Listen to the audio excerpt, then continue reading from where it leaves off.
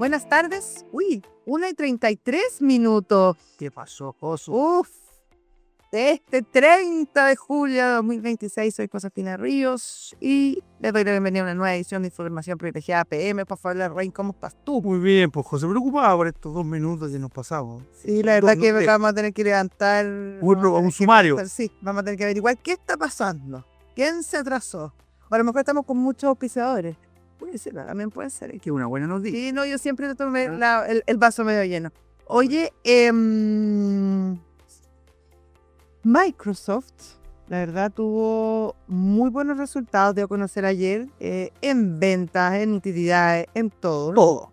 La verdad que fue una muy buena jornada y de pasadita da vuelta esa sensación amarga que recorría Wall Street durante el último tiempo respecto a las inversiones en inteligencia artificial. De hecho, hubo varios que respiraron aliviados y hoy, no sé cómo estará ahora, pero en la mañana había buenas noticias en torno justamente al Nasdaq y las bolsas estadounidenses que recobraban de alguna manera la calma frente a este tema. Acá está, espérate, lo tengo, el Dow un 1, el Nasdaq un 3,23, o sea, un tremendo salto, y el S&P un 1,47% arriba. Así que buenas noticias. Vamos a ver cómo termina el día, porque al final del día tenemos Apple y tenemos Amazon. Sí. Tenemos resultados, vamos a ver cómo andan, porque probablemente se van a terminar afectando el pre-market de mañana y el mercado de mañana, para bien o para mal, viendo con lo que bien describe la José de Microsoft, que es todo lo que pasó, pero sobre todo lo que viene y cómo está el CAPEX, cómo están los gastos, cómo está sobre todo el tema IA. A esto además se suma la decisión de la Fed ayer de mantener la tasa de interés en un voto dividido, eso sí, Juan Pablo. Hubo 3 votos en contra. Claro, no más que en contra, tendientes a subir la tasa, y 9 que optaron por mantenerla. No muy distinto a la proyección del mercado, que decía que habían como 2/3 de mantenerla y 1/3 de subirla. O sea, al final el mercado lo leyó relativamente bien la interna que hubo. Claro, yo creo que también hubo un respiro porque, claro, en algún momento, a comienzos de esta semana, comenzó a agarrar fuerza esta idea de que quizás hubiesen alza. La verdad que la inflación en Estados Unidos, si bien está de alguna manera contenida, no logra llegar a los rangos meta, que es del 2% en Estados Unidos, a diferencia de Chile, que es un 3%. Y esto tiene complicado a los consejeros de la Fed. Así todo, prefirieron en este momento mantenerlo, y esto tiene probablemente relación con que la actividad económica en Estados Unidos está muy lejos de estar detenida, pero a lo mejor no está creciendo al ritmo que se esperaba, aun cuando, por ejemplo, el comercio está súper dinámico. Entonces hay otras fuerzas que están complicando. Probablemente mucho de esto tiene que ver el precio del petróleo, y quizás ahí también están las peores noticias de las últimas jornadas, porque se reactivaron los ataques en el Medio Oriente, una situación que el fin de semana aparecía como contenida, camino a encontrar una solución. Entre ayer y hoy esa opción ha perdido vuelo. Bueno, ayer le pegó muy fuerte a los mercados lo que está pasando entre Estados Unidos e Irán. Le pegó fuerte, sobre todo el petróleo, subió casi entre 6 y 7%. Hoy, pese a que ha seguido la actividad bélica con menor intensidad, el petróleo ha recuperado algo, está cayendo en torno a 1 con algo por ciento. El tipo de cambio también está cayendo, pero la tensión y la violencia sigue en el sector. Y te quería decir algo lo de la Fed. Fíjate que nuestro Banco Central llegó un minuto hace poco de estar dentro del rango meta. La Fed aún no lo logra, y probablemente no lo va a lograr en el cortísimo plazo. No, porque bueno, claro, es que es esta guerra en la que se metió Donald Trump es complicada, uno, por el tema del impacto que tiene en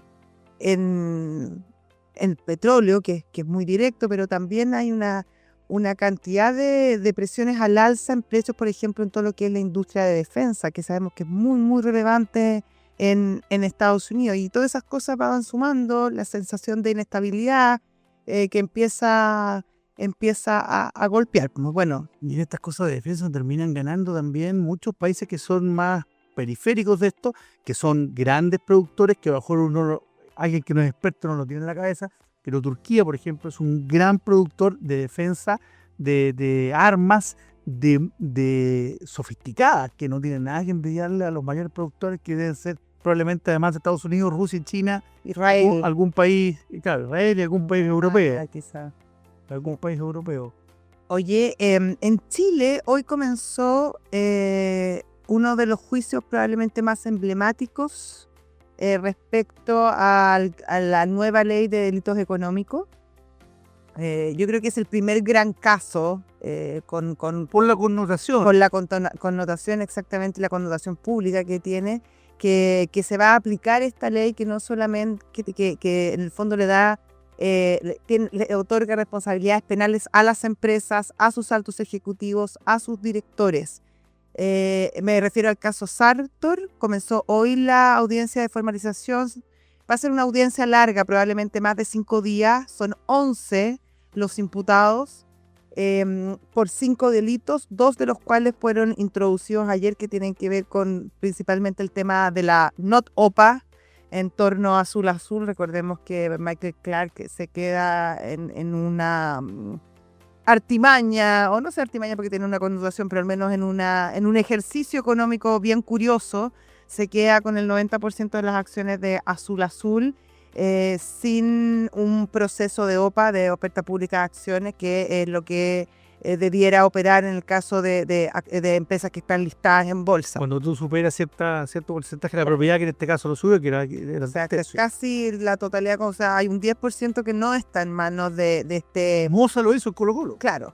Llegó un acuerdo con los vendedores, pero tuvo que hacer una Pero OPA. tuvo que comprar, claro. Acá hubo todo un tema que a través de este fondo Tactical, que es de Sartor, o era de Sartor, ya no sé porque ahora está todo tan difuso. Claro. Eh, Son unos maestros de la ingeniería financiera. Claro, y bueno, son y probablemente este tema en particular, que es muy lamentable para todo el mundo azul, yo creo que es una de las razones que le dio tanta connotación a este caso en particular, y por eso se transformó además en un evento financiero judicial que ha causado mucho interés por parte de la gente no tan específica y no tan avesada en temas económicos. Porque evidentemente tocaba a un club grande, entonces la gente comienza a informarse y ha estado presente y arriba en la pauta hace ya varios meses. Bueno, debiéramos conocer qué va a pasar con los imputados, que probablemente se les va a pedir cautelares altas, porque como te digo, aplica la nueva ley que es muy, muy estricta. Y esto va a marcar un precedente respecto a cómo se interpreta y cómo interpretan los jueces y los fiscales esta nueva legislación. Así que interesante ver cómo cómo van a operar y cómo se va a desarrollar este juicio en particular. Fíjate que además de la gente afectada, que son muchos cientos, y gente no necesariamente millonaria, gente que tenía sus ahorros, que tenía un patrimonio importante, en ninguno de los dos casos corresponde a que los estafen, pero había gente, por ejemplo, yo sé de casos de gente que había jubilado, que tenía un monto importante y que vivía mensualmente de los intereses, y ese flujo se cortó. Y lo encuentro dramático para esas pobres personas. A otros perdieron parte importante de sus ahorros, de su patrimonio, pero además de todo este componente que tiene a raíz del fútbol y que lo hace mucho más masivo, tiene este componente legal, además hay un componente político. La presidenta de la Universidad de Chile es una dirigente de Renovación Nacional, cercana al piñerismo, y por el otro lado, en el mismo directorio entró José Miguel Insulza, senador hasta hace pocas semanas o meses. Claro, hasta el 11 de marzo recién pasado. Y quienes los nombres también buscan algo con eso. ¿Sí? Esto no es gratuito, esto es buscar cierto blindaje, y por lo tanto vamos a ver que esto va a tener consecuencias en muchos ámbitos. Sí, oye, recordar para los que no se acuerdan que este es un caso que se destapó el año pasado, donde fue la CMF quien detecta los primeros las primeras incongruencias y ahí comienza la investigación. Básicamente un esquema fraudulento que incluyó la triangulación irregular de platas para financiar proyectos inmobiliarios, rescatar empresas vinculadas y concretar la compra de acciones de Azul Azul. Eso es lo que acusa principalmente la Fiscalía, y recordemos además que hubo préstamos o inversiones en empresas relacionadas con familiares. Una cuestión bien fea. Ahora comienza el juicio, hay que demostrarlo. Todo el mundo es inocente hasta que no se le puede culpabilidad. Eso es que está bien, en el Estado de Derecho hay que demostrar las cosas, sí, pero hay cosas que son evidentes y porque te falta una pieza del puzzle a veces cuesta mucho demostrar estos casos y siempre existe el riesgo que por alguna pieza que te falta del puzzle o por alguna inconsistencia en la investigación se caiga todo. Sí, pero bueno, así es el sistema y confiamos en nuestra institución. Ya. Oye, el pantallazo está con nosotros al teléfono Felipe Figueroa, gerente general de Inversiones Corredores de Bolsa. Felipe, ¿cómo estás tú? Hola Felipe. Hola Juan Pablo, hola Justina, ¿cómo están? Bien, gracias. Queda una jornada fuera muy positiva de los mercados. El Standard & Poor's subiendo cerca del 1,5, el Nasdaq subiendo un 2,6. En general, impulsado principalmente por los resultados de las tecnológicas, que en general todas las cuatro que han reportado, que Alphabet, Microsoft y Meta, tienen algo en común, que en la primera línea han reportado ventas muy sobre lo esperado, si bien Meta corrige de manera importante porque aumentó mucho su gasto y en la última línea bajó fuerte el flujo de caja libre. Lo que es un factor común en las cuatro es que está muy saludable en la primera línea, que son los ingresos por venta, y obviamente el mercado, lo que hablábamos en otras oportunidades, por ejemplo, en otra mirada, es lo que está pasando en Microsoft, que Microsoft también reporta la primera línea ingresos relevantes, pero también sorprende en la utilidad y en los beneficios y en el flujo de caja, y la acción en este minuto está subiendo un 17%.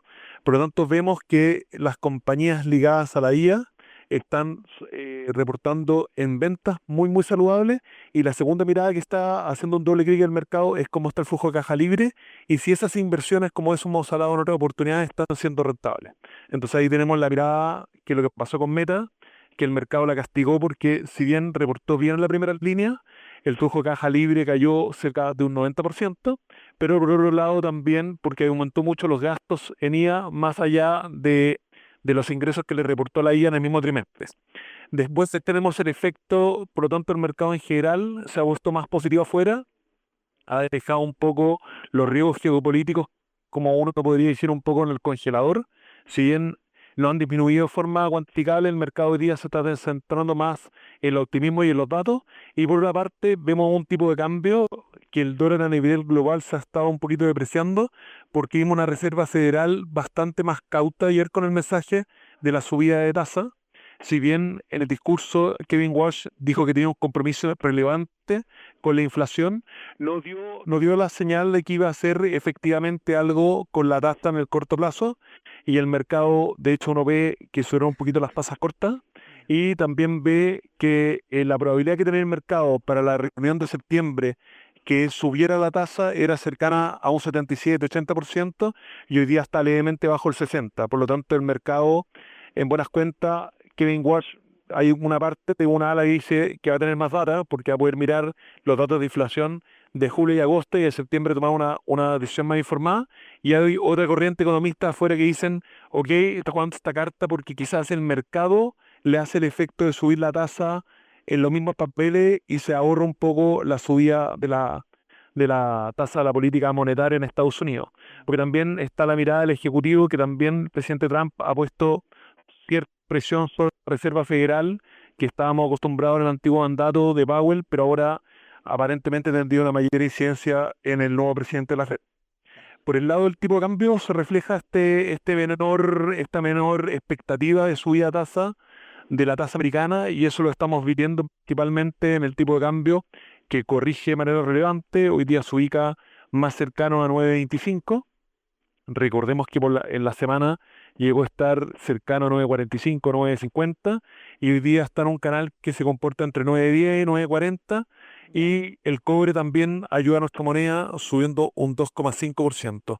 Por lo tanto, raya para la suma, la bolsa norteamericana reportando resultados muy buenos. El día de mañana tenemos resultados de Amazon y Apple, también se esperan ambas compañías que los ingresos vengan en línea con lo que ha reportado el resto de las compañías ligadas a la inteligencia artificial. Y la bolsa local ha estado más tímida. La bolsa local está hoy día con un desempeño de un 0,2%, con un volumen transado de 80.000 millones, y destacan algunos papeles como Sokimich, que está corrigiendo, y en general vemos subida en el sector bancario y en el LTM. Estupendo. mejor Buenísimo, escenario Felipe. Muchísimas internacional. gracias. Hasta Que luego. esté muy bien. Chao. Gracias. Acá está. PwC es confianza, experiencia y liderazgo. Conoce todos los servicios de PwC en consultoría empresarial, asesoría legal y tributaria, también en auditoría. Sus equipos apoyan a sus clientes en procesos complejos, impulsando sus resultados. Mucho más en pwc.cl.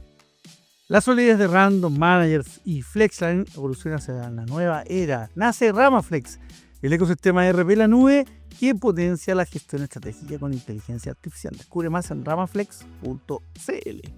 Y en un escenario donde las decisiones financieras exigen respaldo real, elegir bien con quién invertir hace toda la diferencia. Falcom Asset Management fue reconocida en los Euromoney Private Banking Awards 2026 como la mejor empresa independiente de gestión patrimonial de Chile. Y Álvaro Paz tenía reunión con ellos. Estaba muy emperifollado. ¿Sí? Sí, porque dan buenos consejos y buenas percepciones ahí en Falcom. También me lo encontré ayer, andaba también. No, ahí andaba pinteado. Más arreglado que... Súper pinteado, le dije yo. Medio como un nervio y todo. ¿Sí? Sí, súper bien andaba. Mira. Oye, bueno, así con los amigos de Falcom, llenos de reconocimiento y sobre todo con confiabilidad, certeza, estabilidad, lo que uno necesita en este escenario. En BSI se enorgullecen por volver a ser reconocidos en los premios Salmón por el desempeño de 4 de sus fondos mutuos. Un resultado que refleja su consistencia y años de experiencia en inversiones. Invierte hoy junto a BCI. Y ya está al teléfono Sebastián Merino, eres abogado, socio fundador de ZM Consultores Laborales. Sebastián, buenas tardes, ¿cómo estás? Hola, Sebastián. Hola, Josefina. Hola, Juan Pablo, ¿cómo están? Buenas tardes. Muy bien, estamos muy interesados porque ha comenzado toda una discusión. La verdad que yo creo que faltan antecedentes arriba de la mesa para poder discutir o poder opinar con mayor fundamento, y para eso te hemos convidado porque queremos saber de qué hablamos cuando hablamos de esta modificación que se le quiere hacer a la ley de 40 horas. Sí. Mira, lo primero es partir diciendo de que el proyecto de ley que se ingresó el pasado 20 de julio en el Congreso ya tiene mala prensa porque se le denominó como el proyecto de ley de las 52 horas, cuando en realidad el proyecto no cambia ningún límite de horas que hoy día se puede trabajar, ¿no? Claro. Lo que hace el proyecto en lo medular es extender el periodo en el cual, si una empresa y un trabajador están distribuyendo el trabajo en un ciclo, está agrandando esa ventana, ¿ya? Ya. Y un poquito para recapitular y dar un ¿Cuánto era la ventana contexto anterior y cuál es la ventana que se propone ahora? tal cual. Mira, en Chile actualmente, producto de la ley de las 40 horas, se puede trabajar en una lógica de una semana, que es lo más normal, digamos, lo más regular, pero con la ley de las 40 horas se pueden trabajar ciclos de trabajo de hasta 4 semanas. Eso es lo que se le denominó el periodo de referencia. Si se trabaja en esta modalidad, lo que la ley permite es promediar la duración de la jornada de trabajo, y lo que hoy día se exige es que esa duración hoy en día no sea superior a 42 horas, y eso va a cambiar en abril del 2028, en donde se va a llegar a 40 horas promedio. Sebastián, pero ¿cómo llegamos en esta historia, en este mundo de medias verdades o definitivamente de conceptos falsos de hablar de 52 horas? ¿De dónde se afirman quienes plantean eso? Porque quien está camino a las 42, a las 40 horas, imagínate decirle esto es más que un balde de agua fría. Sí, absolutamente. Y por eso les digo que de fondo el proyecto ya goza de mala prensa. Pero la confusión que se produce ahí es más bien técnica, porque Déjame interrumpirte, yo creo que ¿sí? no es confusión, es absolutamente manejo tergiversado. Pero eso lo dije yo, no te preocupes. Exactamente. Pero lo que ocurre aquí, de dónde sale el guarismo 52, es que lo que hace el proyecto, como yo les comentaba, para los trabajos que están promediados en ciclos de hasta 4 semanas, les va a permitir extender ese periodo de referencia. Esto es el periodo en el cual se calcula, se distribuye el trabajo y se calcula la duración de ese trabajo hasta en 52 semanas. ¿Ya? Y eso está acotado específicamente para las actividades asociadas al sector de turismo y actividades conexas, como hotelería, gastronomía, Bien puntual, po. operadores turísticos. Y que tiene etcétera. bastante, si uno lo piensa, bastante lógica, dado que el turismo se concentra, aunque hay todo el año, pero se concentra en ciertas épocas del año. Por lo tanto, pensar claro, que van a haber 3 meses de verano o 6 meses entre primavera y verano que van a ser muy intensos, pero que después van a poder permitir compensar con jornadas muchísimo más cortas durante el invierno, tiene cierta razón de ser, sin para eso tener que matar de alguna manera el hotel o el restaurante o lo que sea, manteniendo plantas que no se adecúan finalmente a las necesidades que tiene ese comercio, ¿o no? Sí, exactamente, esa es la lógica. Y una cosa bien relevante de poder aclarar es que este proyecto no está modificando los límites máximos de horas. O sea, básicamente las 40 horas no se tocan. Lo que se propone tocar es el periodo en que se calculan esas 40 horas. Entonces, hoy en día, en el caso de que se calculen en un periodo que sea mayor a la semana de trabajo, permite que están 4 semanas, lo que el proyecto dice, ok, ese periodo de hasta 4 semanas o un mes se va a poder extender hasta 16 semanas con acuerdo directo con el trabajador y eventualmente con acuerdo sindical y solo para los socios afiliados al sindicato se va a poder extender hasta un periodo de 52 semanas, o sea, de un año. Ya.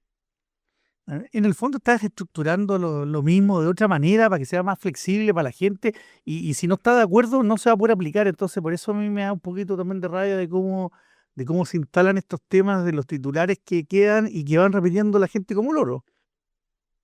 Sí, po.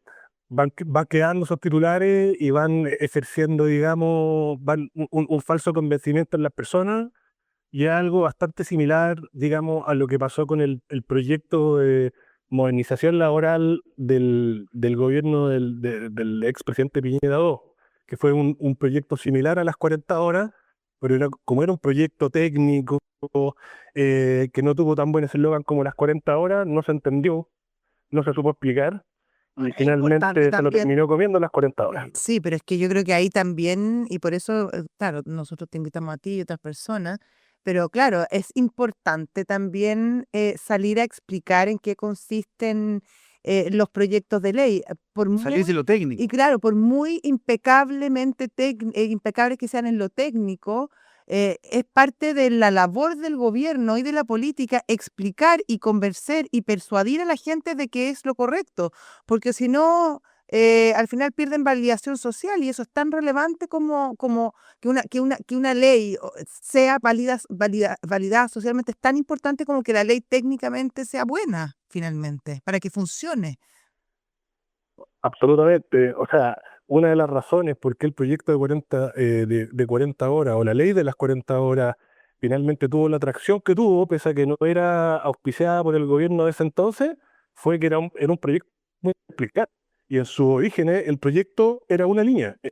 Era modificar la mención que hacía el Código del Trabajo a las 45 horas y cambiarlo por 40. Nada más. O sea, era un proyecto demasiado fácil de explicar, muy entendible y súper atractivo para la gente. Claro, claro. Sebastián Merino, abogado y socio fundador de ZM Consultores Laborales, muchísimas gracias por este contacto con Radio Duna. Muchas gracias a ustedes. Buenas tardes. Chao. Adiós, Sebastián. Nos vamos nosotros también rápidamente porque está esperándonos Rodrigo Gendelman y su Santiago Adicto. Antes, Visionarios. Que estén bien. Chao.